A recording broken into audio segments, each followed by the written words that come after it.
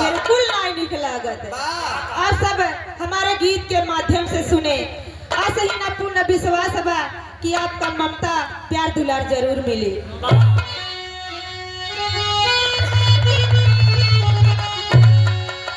ओ बहन भाई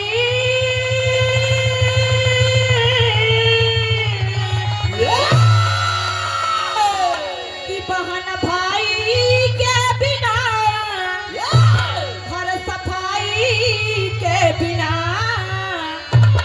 तनिक ना लागई घर दुआर बाप माई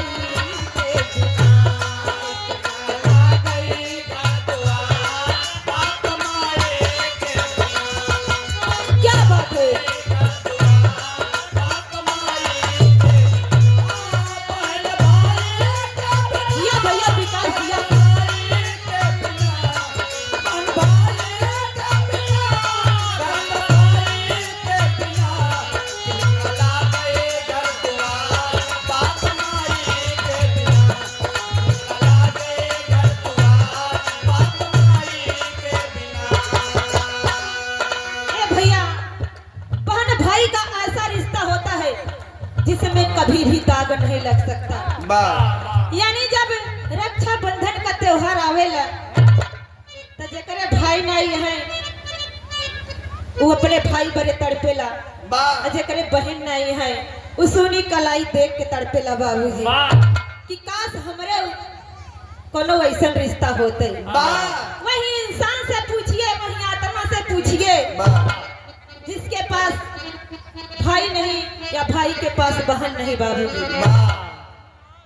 कितना बढ़िया घर दुआर बनाए रहे, साफ सफाई न होत रहे तब बेकार कितना सुंदर कितना तरक्की कैला। अगर अपने पास माई बाप नहीं है तो कहबा कैसी तब बेकार अपने दुआरे का शान अपन माई बाप। और कहे कैसे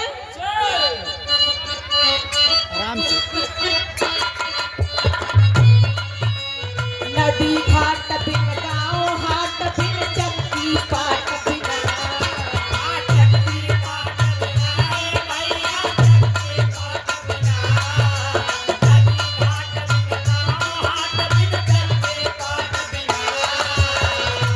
ए भैया कितना बढ़िया गांव रहे। अगर वहाँ गांव में की छोट से दुकान न रहे तब बेकार रही। जिसे को जरूरत पड़े तो 2 किलोमीटर जा। यानी मिताई बड़ा जरूरी है, कहना पड़ा भैया।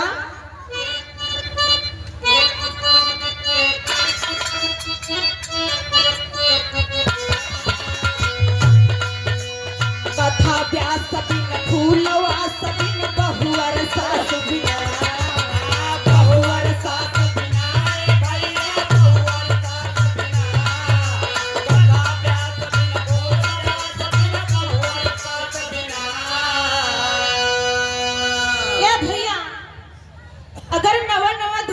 गौना हो गया। अगर ओकरे ससुरे में सासू नहीं बा बहुत ही बेकार बा। यानी लड़की एक माई के छोड़त है तो एक माई के पावत है। आखिर ओका आगे के रहिया दिखाई के कहे कैसे भैया।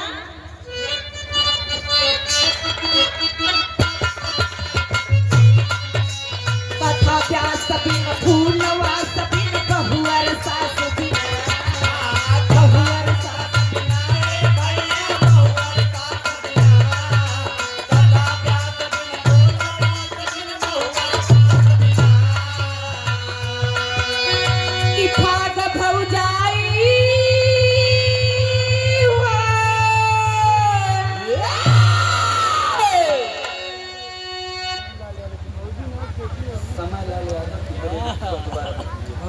फिर से वही छाया हुआ नाम परम आदरणीय भैया समय लाल यादव टिकरापुर की पावन सरजमीश भाव को समझते हुए भैया देकर कमलों द्वारा 51 रुपए का महान पुरस्कार सदा तरक्की के मोड़ पे रहे कामना है भगवान से। कहे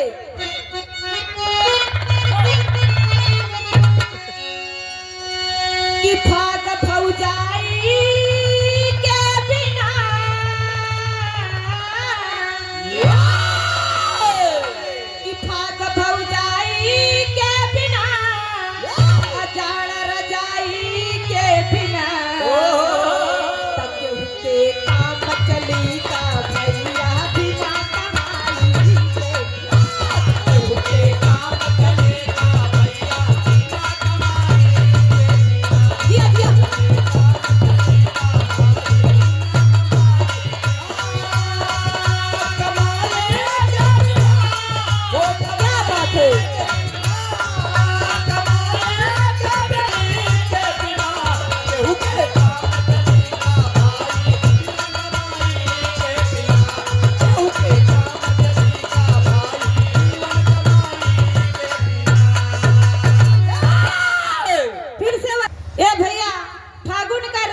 रंगी महीना अगर भौजाई ना आइबा तो बेकार आइबा। आखिर होली का रंग चढ़ी के करे ऊपर। अब माघ पूस का गड़गड़ा ठंडी रहे अगर रजाई ना आइबा तब बेकार आइबा। अये भैया बहुत बढ़िया सुंदर चेहरा बा तोहार मनमोहक बा लेकिन कमाई ना आइबा तब बेकार आइबा। मैं कहना पड़ा भैया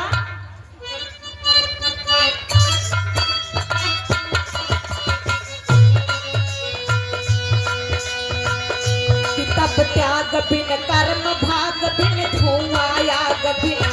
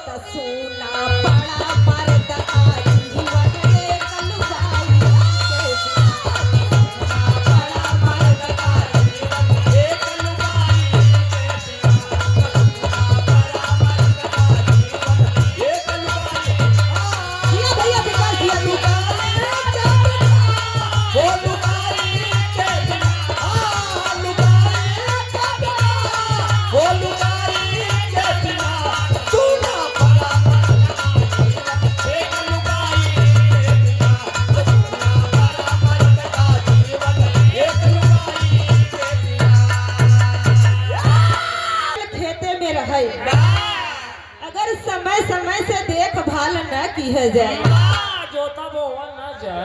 न जाए तब बेकार यानी कहा जाता कि सबसे बड़ी बात अगर थोड़ा सा आपके पास दर्द बा सोचा था कि चला भियान दवाई ले परम दवाई ले वो नासूर बन जाता बाबूजी। लेकिन सबसे बड़ी बात महत्वपूर्ण बात कितना कमाई धमाई कैला बहुत रुपया पैसा कमाई ले अगर घरे में क्यों सिरजई वाला ना आइबे तब बहुत बेकार आइबा। यानी एक मर्द के जिंदगी में एक औरत का होना बहुत जरूरी है बाबूजी। काहे से कि आप सब जब बाहर से आएंगे तो आपका स्वागत हम जैसी नारियां ही करती हैं बाबा। बेटी कहे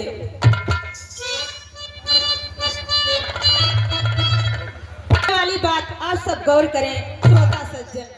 आप सब महान बाटा गवैया बड़ा नाई होते सुनवैया बड़ा होते वो नहीं फैसला करे थे कि हम सब आगे बढ़ा कैसे।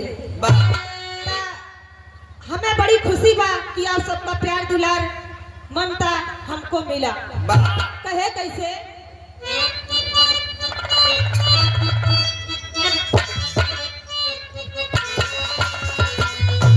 घर के वाण बिन देह प्राण बिन धन ही बाण बिना।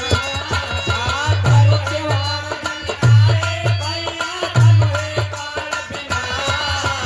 घर के वाण बिन देह प्राण बिन धन ही बाण बिना। कितना बढ़िया घर दुआर बनवाई ले अगर वो हमें दरवाजा ना आइबे तब कोनो काम के ना आइबे तटिया लगा ले कितना बढ़िया मनई रहे अगर ओकरे शरीर में प्राण ना आइबे तब वो बेकार आइबे। धनुही लाई के टहरा तहा कि अरे हमसे बड़ा क्यों ना आइबे धनुही पे बड़ा ही ना आइबे तब वो बेकार आइबे।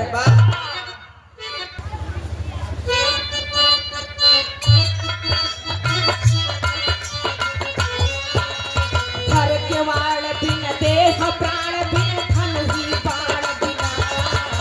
धन ही बाण बिना भैया धन ही बाण बिना। घर के वाण बिन प्राण बिन धन ही बाण बिना।